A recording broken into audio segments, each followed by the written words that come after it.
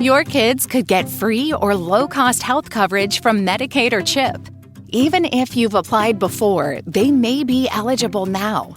Kids up to age 19 are covered for checkups, vaccines, dentist visits, hospital care, and more. And if they already have Medicaid or CHIP, remember to renew every year. Visit insurekidsnow.gov or call 877-KIDS-NOW. Paid for by the U.S. Department of Health and Human Services. He wears a space-age uniform, carries a sawed-off shotgun, and drives a car that's a racer's dream. Policing the roads of tomorrow, he's the interceptor, the judge and the jury of all those who violate the codes of justice in a world that's crashing apart. And it's enough to drive anyone mad. Mad Max, the maximum force of the future. Mad Max, dead ahead. From American International, rated R, under 17, not admitted without parents. We're not talking about actors. We mean a real monster. I brought her back. She'll live and I'll get her another body. I know they're gonna catch me, but don't let anyone see me like that. Please, doctor, help me! Biologically speaking, it's of primary importance that man should want to mate. Hey, that worked! You don't get all your kicks from surfing, do you? We want to be free to ride our machines without being hassled by the man. And we want to get loaded. You think you're gonna make a slave of the world? I'll see you in hell first! The American International Podcast.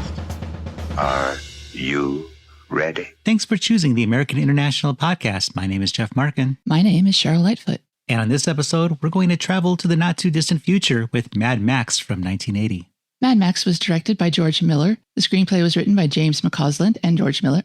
And the story is by George Miller and Byron Kennedy. The whole movie was produced by Byron Kennedy for Kennedy Miller Productions. Mad Max stars Mel Gibson as Max Rockatansky, Joanne Samuel as Jessie Rockatansky, Hugh Keays-Byrne as the Toecutter, Steve Bisley as Jim Goose Raines, Tim Burns as Johnny the Boy, Roger Ward as Fred Fifi Macaffee, David Bracks as Mudguts, David Cameron as the Underground Mechanic. It also stars Robina Chaffey as the singer, Stephen Clark as Sarse, Reg Evans as Station Master, Max Fairchild as Benno, Sheila Florance as May Swaisey, Vincent Gill as Crawford the Nightrider Montazano, Jonathan Hardy as Labatouche, Brendan Heath as Sprague Rockatansky, and Paul Johnstone as Condolini, along with a cast of many, many others. If we forgot your name, I apologize. The film begins with the names of various cast members in white on a black background, and they seem to be just kind of randomly tossed onto the screen. And then once we see the main cast, a futuristic Mad Max logo comes up. It's actually kind of cool. Very chrome. And Brian May does the score for this, so we're getting a pulse-pounding soundtrack from him. The credits continue and eventually conclude, and the film starts with an establishing shot of the Halls of Justice. It looks pretty beat up. And a font comes on screen to let us know that this is taking place a few years from now. Or right now, if you think about it.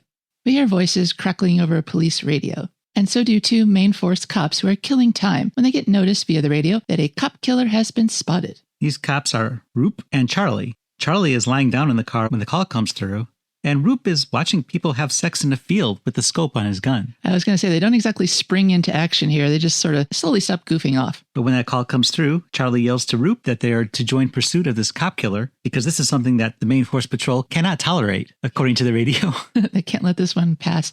They don't get going right away because first Roop and Charlie have to argue over who gets to drive. Charlie's already in the driving seat, and he's the one who got the call, so he wins this battle. So Roop reluctantly goes to the passenger side. We briefly cut away to see a more calm member of the main force patrol. We don't see his face, but we see him preparing to take action. And now we spot the cop killer. His name is Nightrider, not that one, and he's tearing away in one of the main force patrol V8s. As Roop and Charlie head towards where the car was spotted, we see that another pair of cops are also in pursuit. So the way this pursuit is going, Roop and Charlie are on a access road. They're about to converge onto the road where Nightrider and his feral girlfriend are speeding down, and Nightrider is being followed by the March Hare unit. From the Big Bopper, Roop has his shotgun sights on Nightrider's car. He says he wants to blow him away, but Charlie, who's driving, says he just wants to ram him. When the roads finally do converge, the Nightrider sees the Big Bopper's car and slams on his brakes with his bare feet. Roop takes a shot and misses completely, and the Big Bopper's car goes off the road. The March Hare car is still in pursuit. Nightrider starts yelling from his car, "Do you see me, Toecutter?" He's saying this over the radio, so all the main force patrol is getting his message. Is Toecutter, though? Probably not. Probably not. The March Hare unit radios back to Roop and Charlie to see if they're okay. They are, but they have to shake off their dazedness before they can proceed with the chase. They tell March Hare to keep on the pursuit. Then Roop gets out of the car and starts kicking it. He tears the hood off. I don't see how that's going to help anything. And now the Nightrider is approaching where the mystery cop is waiting. The dispatcher calls out to Goose to join the pursuit. Goose is at Fat Nancy's, I guess kind of a hangout, and he's telling tales to another customer, causing this customer to lose his appetite, but Goose is willing to help with that. He'll eat his food for him.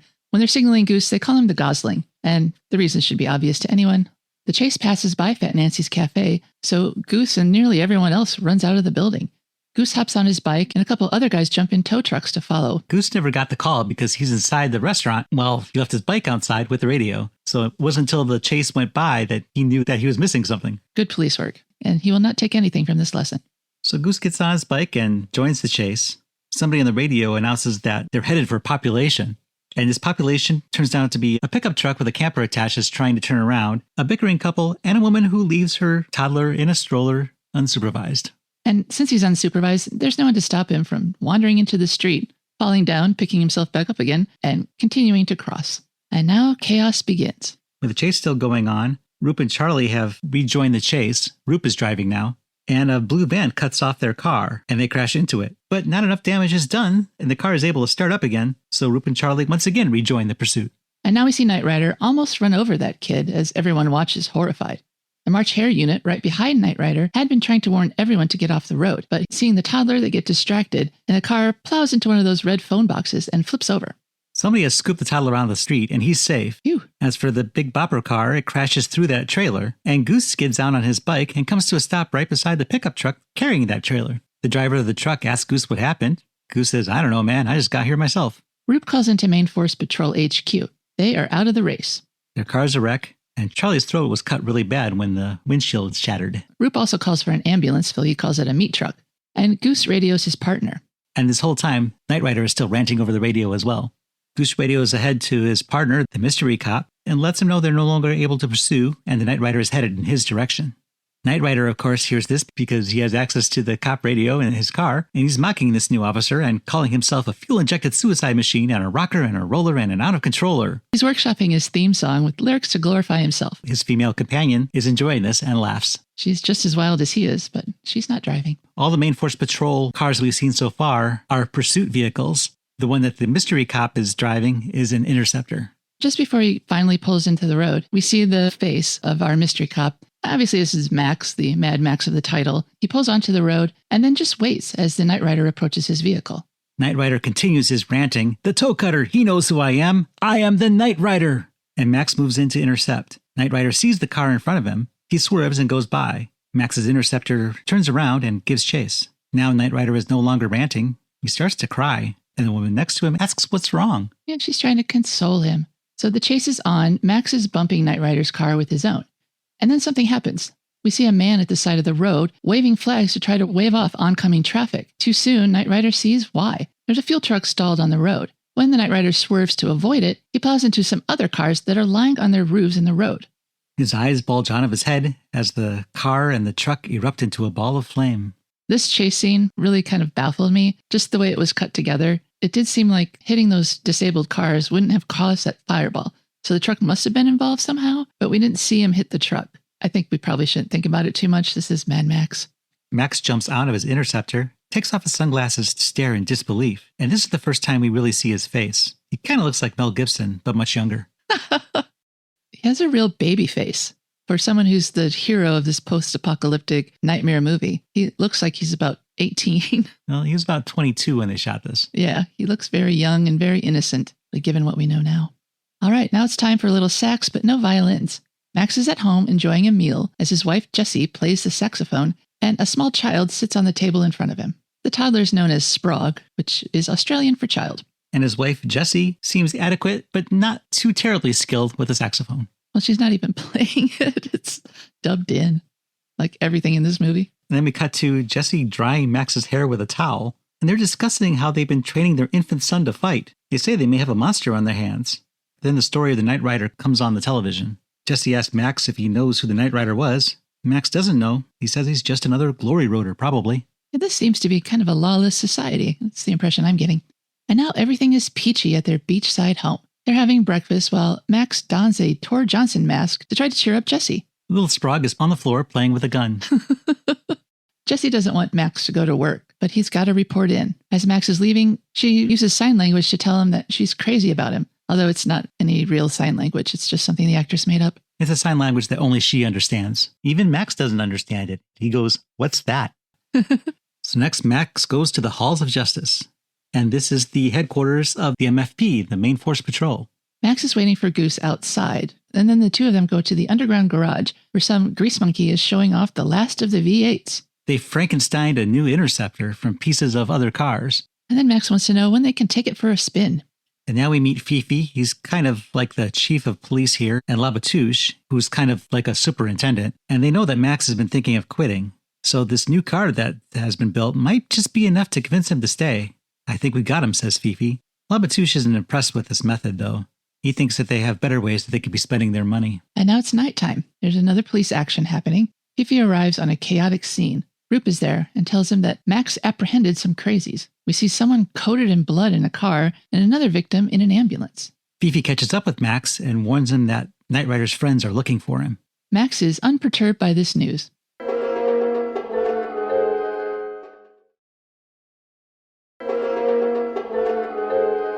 Now we're in Wee Jerusalem, a beach-adjacent town. There are not a lot of people on the streets, and it's probably because Toecutter and his gang are rolling down the main drag. The yokels become alert at the sound of the bikes. Locals or yokels? Yokels. They do park in front of a station. They line up their bikes at the side of the street. Then at Toecutter's signal, they rev up their bikes and then shut them off in unison. And then they dismount, and two guys start to tango in the street. It's really weird what they do when they... And there's only about 3 or 4 people who came out to see what's going on. Maybe they didn't have enough extras. Yeah, a couple starts ballroom dancing in the street. A couple of guys. Yeah, the bikers. And as they're walking, Johnny the boy is slicking back Toecutter's hair. I thought he was grooming him, maybe. He's fawning all over him. So there's something not right about Johnny the boy. Actually, you could say that about everybody in this gang. Anyway, they're in front of the train station, and they've come to meet a friend. They tell this to the station master, who happens to have come out front. The station master is being interrogated by Bubba Zanetti, one of the gang, and Bubba says that their friend arrived in the train last night, and they're here to pick him up.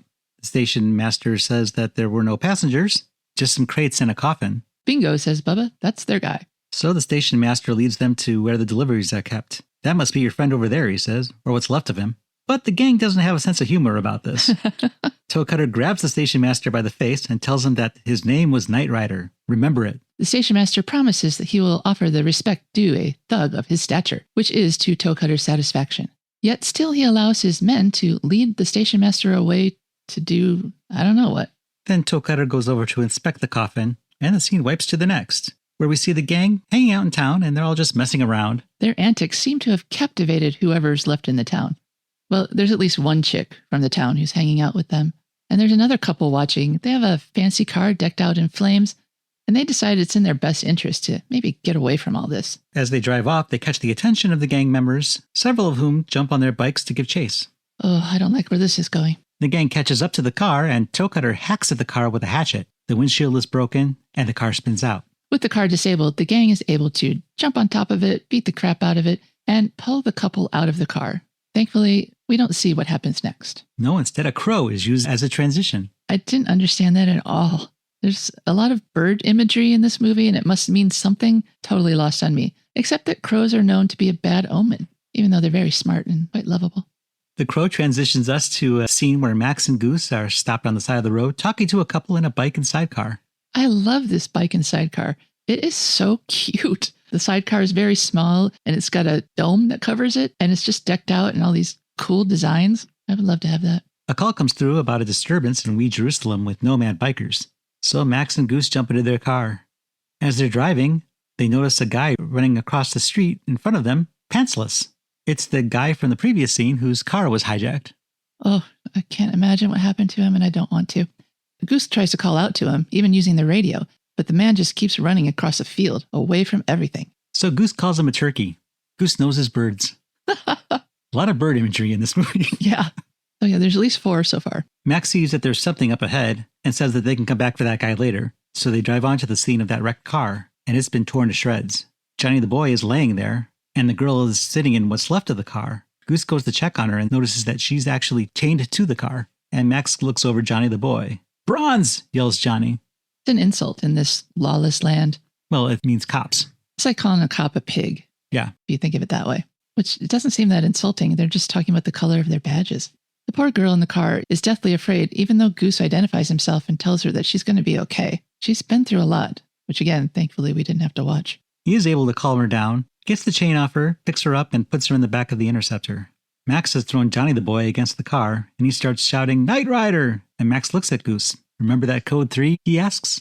Now we cut back to Toecutter and his gang. Toecutter is riding in the back of a truck, cradling the coffin, holding Nightrider. Truck pulls over so that Bubba, who's riding a bike, can catch up and report that Johnny the boy has done it again. Johnny the boy is still at the wreck. He's stoned again. Bubba thinks they should just forget about him, but Toecutter says they're going to go back for him. Bubba doesn't want to go back there, not for him. But Toecutter says it's not for Johnny, it's for Toecutter. And he promises Bubba that they're going to teach him a lesson. Meanwhile, at the halls of justice, Johnny the boy is in custody. Goose and Charlie are watching over him, and Charlie now has a cool robot voice. He lost his larynx, so he has to put a device against his throat to make a sound. Outside, Fifi, Max, Roop, and a few others pull up. Charlie announces to Goose that Johnny's escorts are here. There's a delegation of lawyers, accompanied by Bubba, Fifi, and Max. Fifi tells Max that he's going to have to sit on the Goose because he's not going to like this. So they go in and tell Charlie and Goose that they need to let Johnny the boy go. They explain that at the hearing, nobody showed up to testify against him. Not the guy, not the girl, none of the townspeople. But Goose is not going to accept this. Goose is honking mad.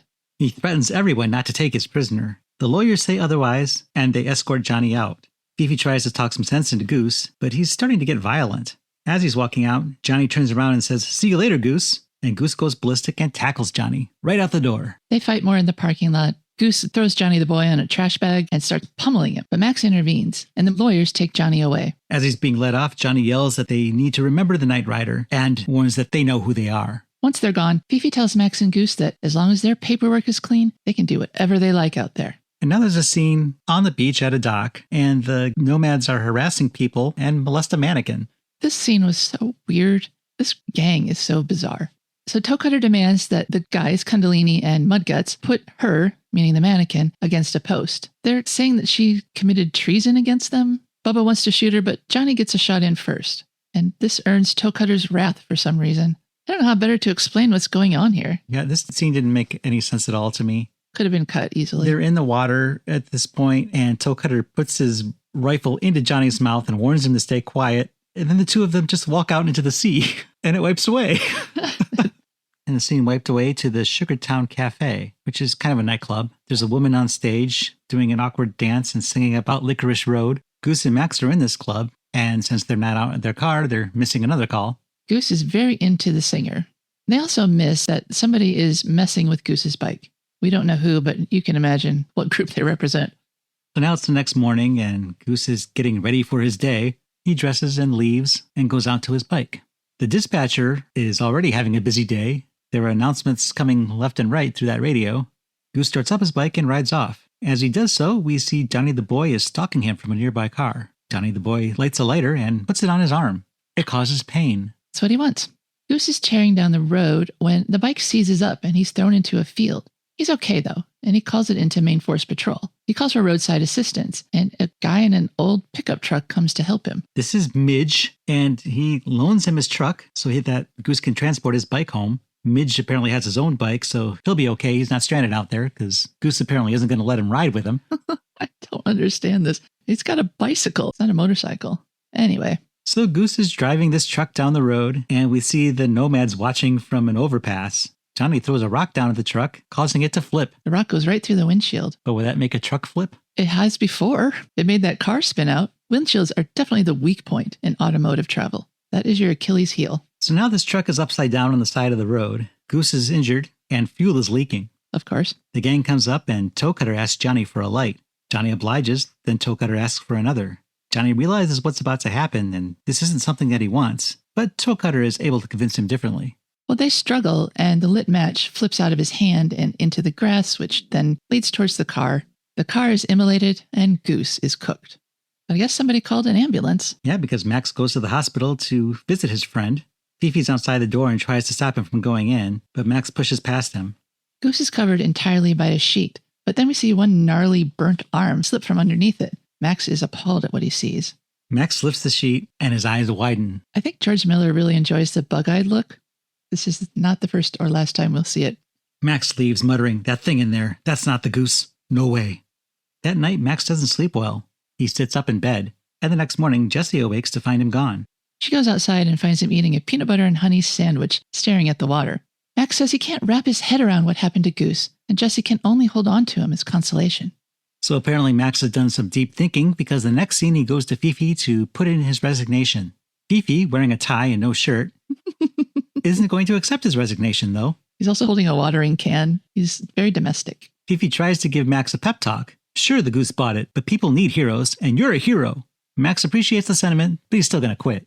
Fifi asks what he has to do. Is he going to make him beg? At least give him a reason. I'm scared, Max admits. He's afraid that he's going to turn into one of them, terminally crazy. He's starting to enjoy taking down the marauders out there, and it's starting to make him just like them. Fifi suggests a compromise. Max can take a couple of weeks off, get away with his family. If he comes back and he still wants to quit, then Fifi will accept that. So now it's family vacation time. Max and Jessie and Sprague are on a family road trip. They're headed out to the country. On the way, they stop and buy a dog.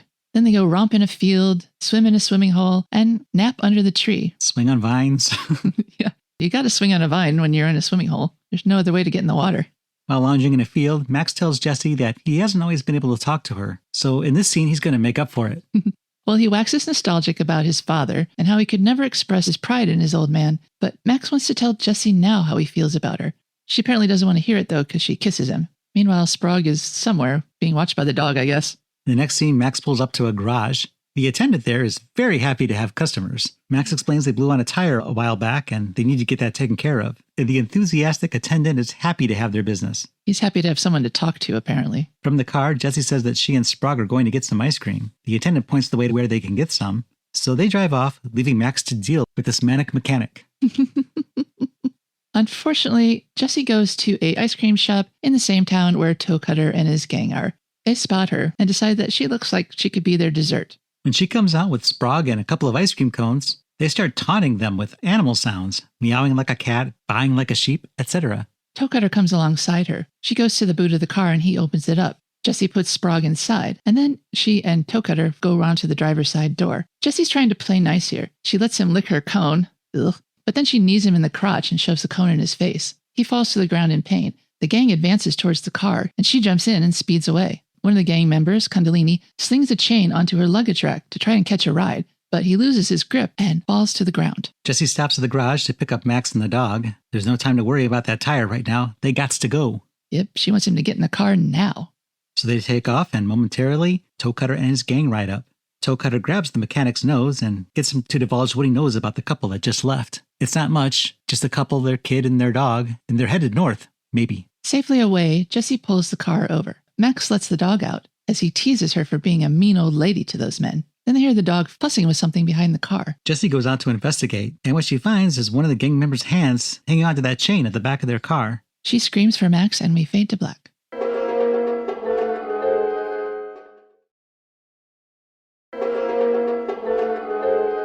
Max and Jessie drive on. Apparently they've made a call because they meet with Ziggy. Some sort of law enforcement out here, maybe? Like a sheriff? Well, in the non-dubbed version, they call him the Dark One. We don't know what his role is out here. Anyway, he takes possession of the hand, declares it lost property, and sends them to stay at a farmhouse nearby. Yeah, it's May's house, and she's waiting for them. He does say that if anyone claims it, they can have it back. So at the Swaisey farm, Sprague is sitting on a blanket in the grass while Max works on fixing their truck. Jessie goes to Max and tells him that May told her about a nearby beach, and does he want to come with? But Max has to keep working on the truck if they're ever going to get out of there. So Jessie heads off alone with the dog. As she goes, May tells Jessie that if she should see Benno down there, not to let him bother her. He's only a baby. He's not. Jessie has to go through the woods to get to the beach, and then we see that there's someone else in the woods watching her progress. But once she gets to the beach, she's able to have a nice romp in the surf with no one disturbing her. However, we do see that Toecutter and his gang have pulled up on the cliff overlooking the beach. Sometime later, Jessie is lying in the sun when the dog suddenly runs off. Jessie notices and gathers her things and starts to head back. While walking in the woods, she hears the dog howling in pain, and she starts to run. She's already clocked that she might not be alone out there. And she's not. The nomads are in the woods. And then she's attacked by doves. More birds. She runs until she finds the suspended carcass of her dog. Oh, Poor pup. Then she turns around and runs into a giggling Benno. He's not a baby. He's a big guy. Creepy but harmless. She starts running again, and Benno runs after her. She comes out of the woods by the farmhouse. Max runs up to her, and May scolds Benno, telling him he's been very naughty. But that's not the problem. Jessie gasps out what happened to her in the woods. Max tells May to call Ziggy and tell him to get out there right away, as fast as he can. May takes Jessie to the house so that she can call Ziggy. Max grabs a shotgun and heads off into the woods. Where Sprague is anybody's guess. May takes Jessie inside and lays her down on the couch and goes to make that phone call. Then Jessie remembers that she's a mother and runs outside to find Sprague. He's not on his blanket. She calls out. Sprague doesn't answer, but Toecutter's gang does. They're there, and they have Sprague. They're at some kind of outbuilding. It's not a barn. There's a garage. There's maybe a storage building. It's 2 stories. But yeah, all the main gang members and some other ones who never get named are there. One of them is sitting in front with Sprague in his lap. There's another suspended on top of the doorway. Like he's been crucified up there. That's Mudguts, I think. Kundalini and Bubba are in the garage on their bikes. Kundalini is nursing his wound, where his hand used to be. And a couple of others. Toecutter is not pleased with Jessie. He blames her for the loss of Kundalini's hand. But Jessie only has eyes for Sprague. Toecutter offers her a trade. She can have the kid if Kundalini can have his hand back. Just then May shows up with a shotgun. In a very dramatic, insincere way, he claims that he's afraid, but he's only mocking her because she's an old woman. But May knows how to use this gun, kind of. She fires, she hits a barrel. From the woods, Max hears the shot. May rounds up the gang and puts them into that building and locks the door. She yells at Jessie to bring the car around. Jessie scoops up Sprague. May follows her to the van, and the 3 of them escape as the gang is breaking down the door. As they're driving off, the gates are closed, but May tells Jessie not to slow down and to just drive through it. Good advice. The gang gets on their bikes to follow. Unfortunately, the van is not yet fixed, and the van stops. Jessie and Sprague start to run, and May stands with her shotgun to face the gang. Just the one gun? As the gang drives up, she fires another shot and misses completely. They ride on towards Jessie and Sprague and mow them both down before continuing down the road. Fortunately, all we see is a baby shoe hit the pavement and then Sprague's ball bounce off into the distance. It was bad enough without having to see any more. Just then, Max runs up. He runs past May and over to where his wife and son are laying on the ground. It's a very long run. They shoot it from a distance, though, so we see him throw his hands in the air, drop to his knees. We had to come all the way from the woods, so he had quite a hike. He got there pretty fast. Yes, he's tearing out his hair and wailing and crying. The next shot is of an ambulance, and that's followed by Jessie on life support in the hospital. And now we do get to see her, and it does not look good. Max is standing outside the door, looking grief-stricken, as he helplessly listens to the doctors discuss the many things wrong with her. 2 doctors are discussing Jessie's injuries. They are extensive, but the first doctor thinks that he can save her. The second doctor asks about relatives, but finds out there's just a husband. The first doctor wants the other one to tell the husband not to worry, that she'll be fine. And then a nurse appears to say that the kid was DOA, and that the dad's been standing there like a zombie all day. Now Max is back at home, trying to deal with his grief. He crumbles up his Tor Johnson mask. He goes to a trunk and puts on his cop leathers. Then he goes to the Halls of Justice, where he takes that interceptor that had been built especially for him. The last of the V8s. And now it's time for the revenge tour to begin. The first stop, that garage where the mechanic ratted him out. Max demands information about the Toecutter and his gang. The mechanic doesn't want to say anything because it will get him killed, but Max is very persuasive. The guy is under the car. He drops the jack and the car falls on him. And then pulls him back out again, so he doesn't totally get crushed, but he knows that that could happen. So Max finds out everything the mechanic knows about the Toecutter, Bubba, Johnny the Boy, etc. He says that they come through when looking for fuel. And speaking of fuel, the next thing we see is the No Band gang jumping onto a fuel truck and siphoning gas from it. They don't stop it or kill anybody, though, so I guess that's good. Now that Max is mad, he seems to have this uncanny ability to hone in on his enemies. So he catches up to the gang in virtually no time. He drives past them and Johnny the Boy wipes out. The others continue without him. Max turns his car around to intercept them. They meet on a bridge and he causes them to fall off. He forces a few into the water, knocks another one down. And then the next scene we see Johnny attacking some call box thing for reasons that aren't known and never will be. Now we're back at that garage and Bubba and Toecutter are there. Apparently they just sent the others on that mission for fuel. They go to their bikes and a couple of photos seem to fall out of Toecutter's helmet. One is of Jessie and Sprague and the other is of Goose. And they both seem to be taken during the course of the movie. How they got there is never explained. But I think Toecutter now knows that Max is tracking him. So Bubba and Toecutter hit the road. As they're riding on, Max is on a bridge, watching as they go through the underpass. Later, Toecutter and Bubba come around a large semi-truck. Max comes up behind them and tries to get around it, but it takes him a little longer. And then we see that he's entering a prohibited zone, And we hear on the radio that there's a be on the lookout for Max's car. It's being used unauthorized by a rogue officer. Max sees what appears to be a bike wreck and stops the car and steps out to investigate. As he approaches, a shot rings out and Bubba shoots Max in the leg. It's a trap. Yep, Johnny the boy was used as a decoy. Somehow, Bubba and Toecutter had concealed themselves, and they waited until Max stepped out of the car and made a target of himself. Then Bubba and Toecutter start up their bikes. They ride past Max. Bubba does roll over Max's arm. Then they turn their bikes around. Toecutter tells Bubba to stop playing around, and Bubba says he knows what he's doing and rides towards Max once more. But this time Max is ready, and he sits up and fires his shotgun, sending Bubba flying from his bike. Max stands and starts limping towards Toecutter. Toecutter hisses at him, throws his helmet over his head, and rides off. Johnny rides off in a different direction through a field, and Max limps all the way to his car and gets in. And then a hawk settles on Bubba's body. This might be our last bird of the movie. It makes for another nice bird transition. Why not a vulture, though? I guess there wasn't one handy during shooting. Well, they said on the commentary that it just showed up. Oh, really? Yeah. This was just a serendipitous arrival by a bird. So the chase continues. Max's interceptor is following Toecutter when a semi is on the road coming toward them. Toecutter's eyes bulge out of his head as he slams into the semi, then under it. Yeah, Max didn't have to do anything for Toecutter, and I guess there's one person left to go. Max drives on through the night and into the next day. Through the rain. Through the rain, sleet, and snow. No, just through the rain. He comes across Johnny's bike. Johnny is pulled off the road where he's stealing the boots off a dead man, one he probably killed. The man is near an overturned truck, which probably goes without saying is leaking fuel. Johnny starts removing the man's boots when Max comes up behind him and cocks his rifle. Johnny tries to explain that the guy was dead when he found him. Max notices the truck is leaking gasoline, pulls on a pair of handcuffs and says, "Ankle." Then he drags Johnny by the ankle and cuffs the other end to the truck. He picks up a headlight and fills it with the leaking gasoline. He places a lighter next to it, picks up a hacksaw and says, "I want to play a game." Holy jigsaw. He gives Johnny the hacksaw and tells him that he can hack through the cuffs in 10 minutes or his ankle bone in 5. It's his choice. Johnny pleads for his life, but dead-eyed Max just walks away, gets in his car, and drives. Seconds later, there's an explosion. Max blinks once, and we fade out, and that's the end.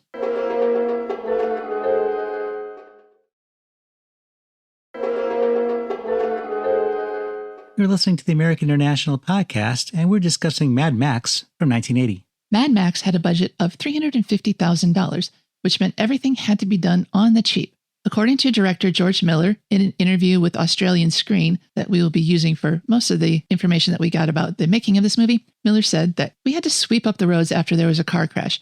It was that kind of guerrilla filmmaking. The bikers in the movie had to drive themselves from Sydney to Melbourne for the shoot, as Miller couldn't afford to fly them down. He said they kind of rehearsed being a gang on the way down. Miller said that he and producer Byron Kennedy edited the film and cut the sound, respectively, in a flat they borrowed from a friend. Also in that interview, Miller said the genesis of the idea for Mad Max came from living in rural Queensland as a child.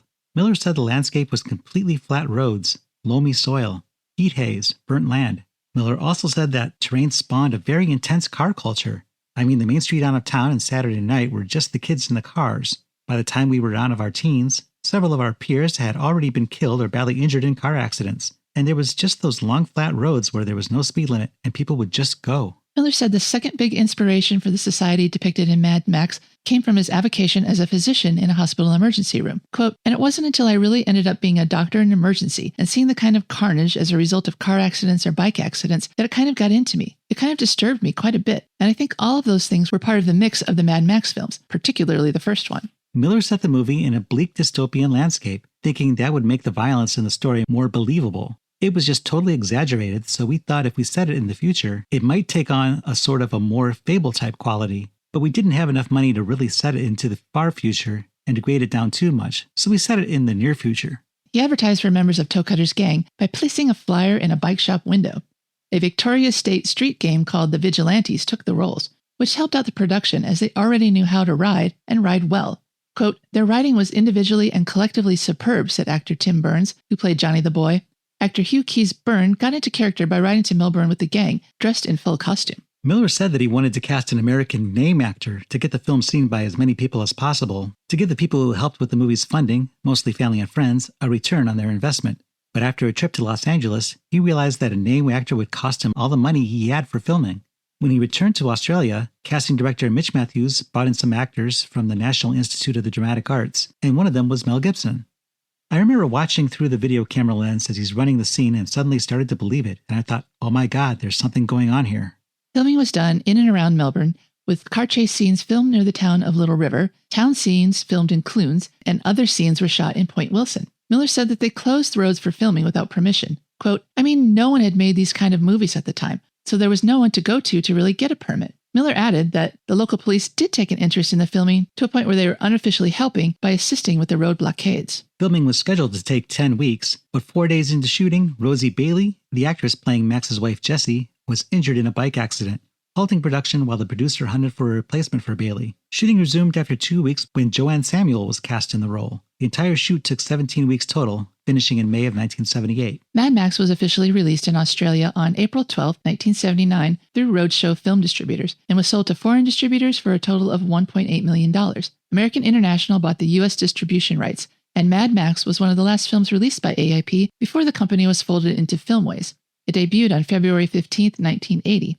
During its initial UK run, Mad Max was rated X for audiences 18 and older only. AIP used American actors to overdub the Australian actors' voices and replaced Aussie slang and terminology with words more familiar to a U.S. audience. And they did not do it well. Well, commentary. In January of 1979, there was an ad in the Melbourne newspaper The Age for the 14th annual Victorian Hot Rod and Custom Show. The featured attraction at that show was the vehicles from Mad Max, which hadn't even come out yet, but I guess the interest was there. Taglines for Mad Max include, "He rules the roads," a 400 HP movie that runs on adrenaline, high octane, and raw nerves, a gothic horror story set in Australia, the maximum death force of the future, the last law in a world gone out of control. Pray that he's out there somewhere. When the gangs take over the highway, remember, he's on your side. Margaret Geddes interviewed film critic Rex Reed for her column published by The Age in March of 1979, and he told her that he saw a film yesterday called Mad Max. It's a mixture of A Clockwork Orange and Death Wish that's going to tear their noses off when they see it in America. An ad published in the paper a few days later read, Alexander Walker of the London Evening Standard and Rex Reed of New York Evening News saw Mad Max and then left Australia to spread the news about this remarkable movie. Colin Bennett's review for The Age called Mad Max, quote, "as brutally brilliant as any car smash action film I have ever seen. Roger Corman and other specialists in the genre can take a back seat. Stuntman Grant Page and his team have ensured that this is the drive-in picture deluxe." He concluded by saying, "This time, Miller has simply settled for the American redneck market, where his film may well make a lot of money, but he has so much talent, one would like to see it put to use on less blatantly exploitative material now that Mad Max is out of his system." Roadshow distributors placed an ad in The Age on April 21st with a number of review blurbs and notes on audience response that included the following. In Melbourne, record crowds of over 10,000 people sat in stunned disbelief that a film could be so powerful. They were the first to see Mad Max at the East End Cinema 1. In a sneak preview to test reaction at a Melbourne drive-in, Mad Max was given the first ever standing ovation, drive-in style. Cars stayed at the end tooting their horns in approval. Sales of hamburgers were at an all-time record low. The Australian News called the film completely different, exciting, exhilarating, and unexpected. It is a clever, effective, futuristic horror fantasy, a sort of grand guignol of the consumer society, violent, terrifying, and unrelenting, with an undercurrent of real humor that emphasizes the gothic thrills. The Sunday Press is quoted as saying, "Mad Max is a 400 horsepower piece of cinema, powered for the most part on raw nerves and the adrenaline of the audience. The film's impact is extraordinary. It grips from the earliest scenes and doesn't relax the hold." In Hollywood, California, Mad Max is the buzz all over town. At 3 exclusive screenings, Max was shown to the top brass of the American industry. The Americans believe it will take its place with Psycho, The Exorcist, and Midnight Express as one of the powerhouse films of all time. The president of one company called it terrific and magical and beautiful. The chairman of another called us in Australia and said, "Now I've seen someone who can really make a movie." You think one of those was Sam Markoff? The ad concluded by predicting that 500 million citizens of the world will see Mad Max. It started in Melbourne. Len Kappeling in the Wales Daily Post wrote in his review of Mad Max, "Director George Miller, this is his debut film, has obviously been watching too many Hitchcock movies and hasn't always followed the right signposts. The music, a manic stab at Bernard Herrmann, begins to grate on the nerves after about 20 seconds. But amid all the hokum, the death-defying stunt work by Grant Page deserves applause. One head-on collision between a Kawasaki and a giant truck at 70 miles per hour will live in my memory for a long time." In America, critics didn't praise Mad Max quite so effusively. Charles Champlin of the LA Times wrote, "Mad Max is a road action picture of such awful, shallow predictability, populated by such uninviting and uninteresting people, that it is almost worth seeing as a textbook example of how not to make a film. It's a downer from down under. It generates new respect for the efficient storytelling skill and shrewd emotional dynamics of American program pictures. Students of what not to do may well want to have a look." Eleanor Ringel of the Atlanta Constitution wrote, "After months of whining that Atlanta never gets any foreign films, I had to sit through Mad Max, an Australian import brought to the U.S. courtesy of Filmways, formerly American International. Mad Max is guaranteed to make you carsick. At best, it has some of the primitive energy of early Roger Corman, but even car crash addicts are going to weary of endless shots of asphalt. Mad Max keeps moving, at least until something runs into something else, but all in all, it adds up to one big crashing bore. Hit the road, Max." Bill Wine of the Camden, New Jersey Courier-Post wrote, "The problem with films like Mad Max is that they bring out the worst in their audiences, who seem to root for any kind of bone-crushing mischief that gets enacted up on that giant screen, regardless of who is doing what to whom and for what reason. Mad Max is technically superior to the average B-movie, but it takes a certain amount of cynicism to root for a vehicle that snuggles up to thugs." A brief review blurb in the Arizona Republic said, "Mad Max was Australian-made pseudo-futuristic motorcycle dreck of interest only to minds numbed by carbon monoxide." Tom Buckley of the New York Times wrote, "Mad Max is ugly and incoherent and aimed, probably accurately, at the most uncritical of moviegoers. It's worth noting that much of the rudimentary dialogue in this Australian film has been dubbed from Strine, the thick dialect of the subcontinent, into country and Western English. You can tell because the lip movement and sound are often slightly out of synchronization." 20 years after they originally reviewed the film, an article in the New York Times by Elvis Mitchell looking back at Mad Max was kinder, praising master movie maker Miller's exhilarating rowdiness and visual intensity, with Miller creating by his wits and rubbing sticks together to create a riveting classic. Mitchell said that Mad Max has so much comic book volatility that it triumphed over the wretched dubbing it received when it was released in the United States in 1979. It sounded as if it had been revoiced by airline pilots. Their soothing, untroubled enunciation almost functions in the same way the ridiculous English dubbing did for Woody Allen's What's Up, Tiger Lily. The movie was dubbed because it was felt that the cast's Australian accents would scare off exploitation house audiences. With its relatively low budget, Mad Max was the most profitable film ever made at the time of its release and held the Guinness World Record for the highest box office to budget ratio of any motion picture until the release of the Blair Witch Project in 1999. Mad Max was awarded 3 Australian Film Institute Awards in 1979 for editing, musical score, and sound, and was given a special award for stunt work. It was also nominated for Best Film, Best Director, Best Original Screenplay, and Best Supporting Actor for Hugh Keays-Byrne. Mad Max won a special jury prize at the 8th International Festival du Film Fantastique in France in January of 1980. No Oscars, though.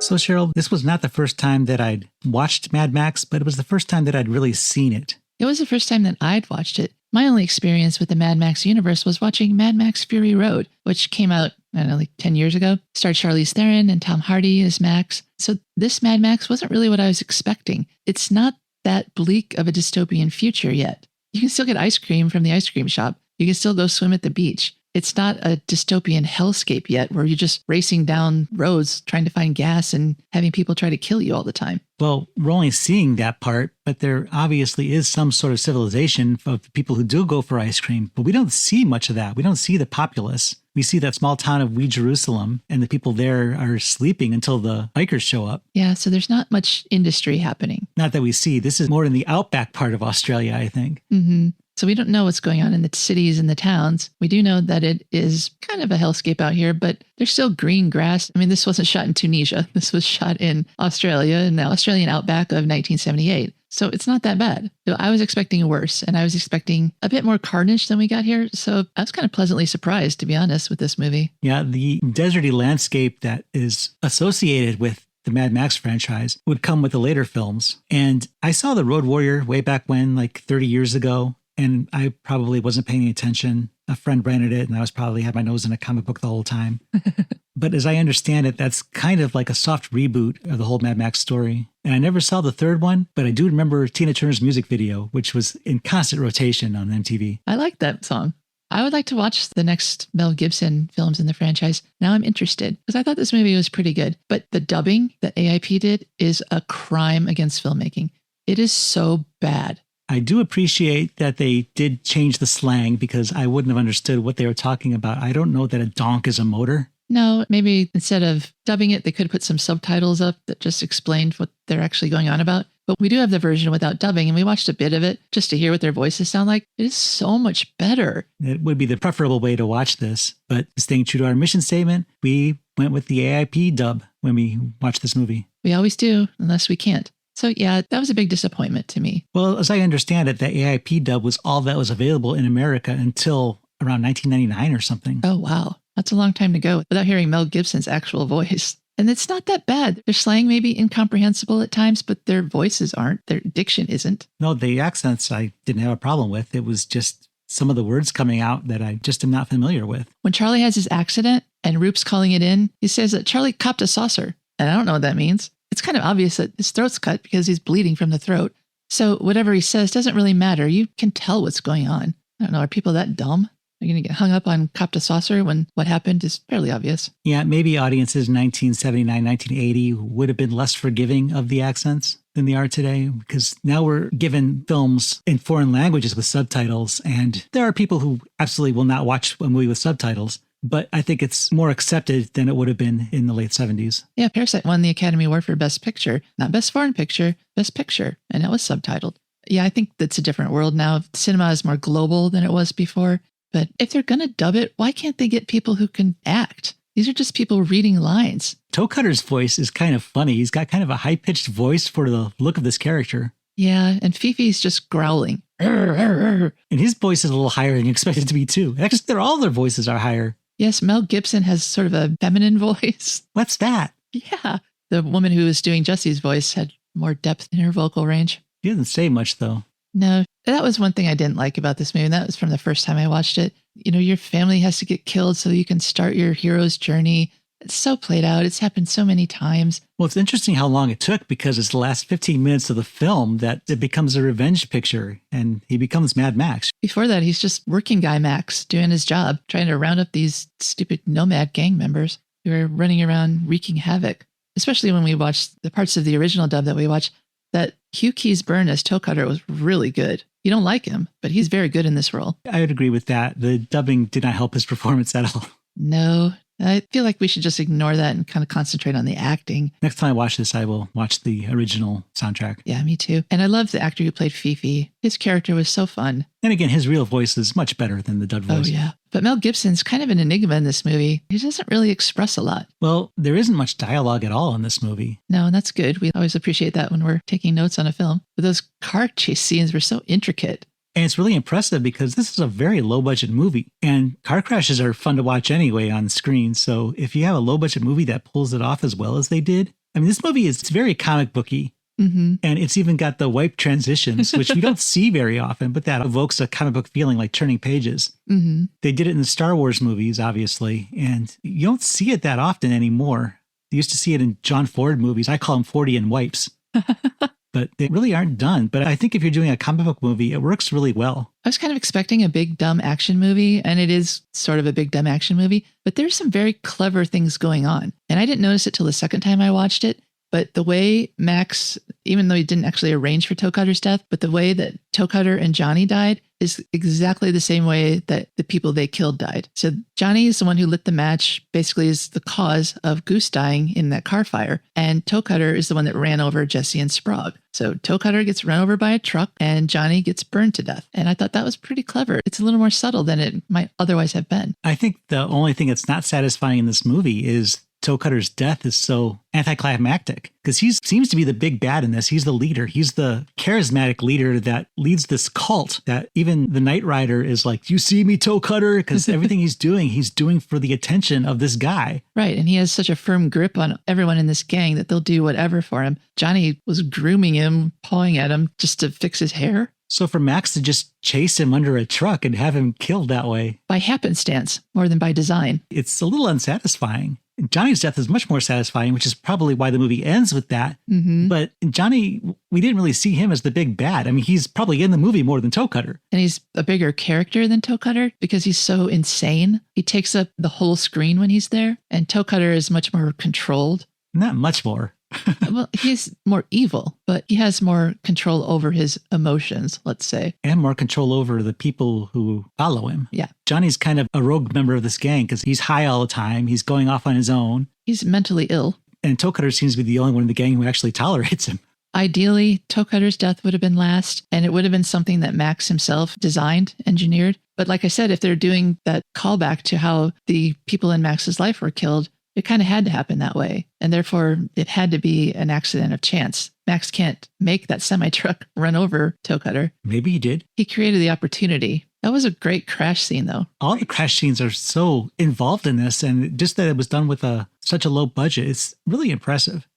The eye bulge thing that kept coming out. Oh, I love that every character before their death turns into a Tex Avery character. Goes. I guess they did that with a mask for Toecutter's death because his eyes are way out of his skull. But it's fantastic. It's just so cool. We didn't pause on it, so I didn't get to look and see exactly what it was or count frames or anything. But it's short. It's just enough for it to register in your mind. But it happens when Nightrider dies. You see his eyes bulge out quite so far, but it happens. When Max sees Goose in the hospital, his eyes bug out. It's just a thing that George Miller likes, apparently. I think that the world building is impressive because you just dropped into this post-apocalyptic carpocalypse world.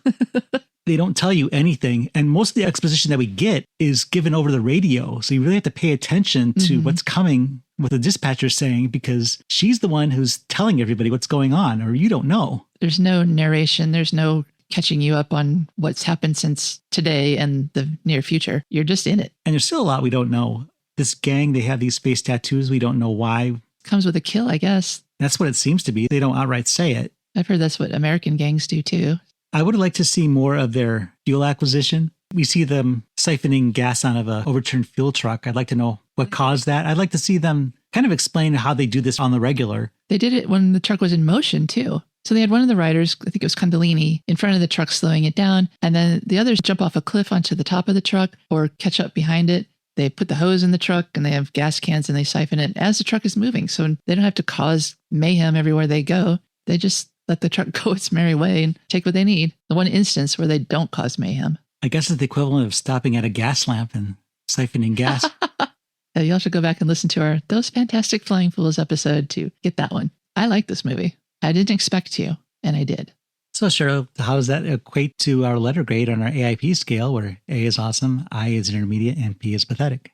Well, obviously it's an A. I don't think I've ever liked a movie and given it a mid-grade or a low grade. Sometimes I do like a movie that's not good. It's not good in a fun way, and I would give it an A. And I would tell you if it's not a good movie, and I like it anyways. But this is a good movie, and I like it. So definitely an A.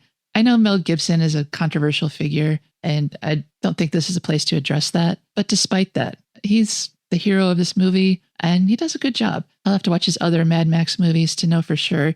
But I think he's going to have more to do in the future. Here he's very stoic and quiet, but you can see that underneath that there is some emotion. He loves his wife. He talks about his dad so fondly. He loves his kid. He's genuinely destroyed when these bad things happen to them. And so that does explain why he becomes the psychotic killing machine that he does. He has a reason. He's not just taking it out on random people. He needs revenge. And so it's understandable how he transitions from Max to Mad Max. And I think the movie handles that pretty well. So yeah, definitely an A for me. What do you think? Well, I was talking about the use of wipes earlier, and what's really interesting to me is that it's a very visible transition. You notice it when a wipe goes across the screen. Mm-hmm. And there's a bird. Or if there's a bird, yeah. You might have a fade to black, and that's somewhat noticeable. Or you have a quick cut or a dissolve. And those are pretty much invisible. You kind of just go with the flow. But a wipe takes time, so you feel that transition. So it takes a certain kind of movie to be able to pull that off, I think. And one with a comic book feel like Mad Max certainly fits the bill. And I just can't help but be impressed with what was done with such a meager budget. It was done for a few $100,000 Australian money back in the day, which would equate to like 1.3 million, which isn't a minuscule budget, but it's still not a big budget. And to pull off what they did is just so impressive. There's lots of car crashes, which having one car crash in a movie is not cheap. You can make up part of your budget by casting unknowns, which is what they did here. And when you happen to cast the future star, that certainly helps because then you can bet all that money back on the back end. Right. I think the foreign money must have made up for that budget 10 times over. Not eventually, but initially. This would have been so much fun to watch at a late night screening in a crowd back in the day. Or at a drive-in. Not at a drive-in, in a theater with a crowd of people. People cheering and getting rowdy. Well, that one drive-in crowd was tooting their horns and not eating hamburgers. Gave it a drive-in ovation. That's not the same because you're only with the people in your own vehicle. You want to be in a crowd that's just getting excited. If you're lucky enough to see a movie like that in a crowd like that, it's a really special experience. Yeah, just the energy just makes the movie so much more. So I'm going to give this one an A2. I just think that this was an incredible start to a franchise that I'm probably going to have to check out for myself because I admit that I haven't. I've watched The Road Warrior, but I really haven't seen it. I had watched Mad Max, but hadn't seen it. They were playing in the background while I was doing something else because I didn't care because action movies aren't really my thing. But I did enjoy this, and it's a revenge story eventually gets there, which I always love. First time I watched it, I was probably indifferent through the whole thing. Yeah, lots of cool car crashes. It's okay. Until the revenge story kicked in, and I'm like, okay, this is awesome. Mm-hmm. So this is an A from me. I saw what George Miller did with a big budget, because by the time he was doing Fury Road and the 2000s versions of his Mad Max movies, his budget was huge, and he spent it really well, I think. He transported the whole movie to Africa to shoot. There's a lot more crashing. There's a lot more vehicles. There's bigger stars. There's just a lot more going on. And yet the movie is the story of the people. And that remained as good there as it was here. I think George Miller has obviously earned all his accolades. He knows what he's doing. This is the time in the show where we plug our website, AIPpod.com. Go there if you want to see paraphernalia from the movies, like lobby cards, posters. Check out the trailers, not just for this movie, Mad Max, but for other movies that we've covered and will cover. You can contact us through our contact form. We'd love to hear your thoughts on this movie, any other movie in the AIP catalog. We have a store. Check out our merch. At purchase, helps us keep the website coming with all the lobby cards and trailers that we find. It just helps us keep bringing you the podcast. We got a lot more movies to cover, and we'd love to keep doing it until we're done. Speaking of that, we're missing a few movies from the AIP catalog. If you can help us track any of them down, we'd appreciate it. There's a list of what we need, so check that out. Again, that's AIPpod.com. So I think we've crashed out on this episode of Mad Max on the American International Podcast. I'm Jeff Markin. I'm Cheryl Lightfoot. And we'll meet you at the drive-in. Follow the American International Podcast on Instagram and Letterboxd at AIP_pod and on Facebook at facebook.com/American International Podcast. The American International Podcast is produced and edited by Jeff Markin. A man whose mind is distorted by hatred. And Cheryl Lightfoot. A girl hungry for too many things.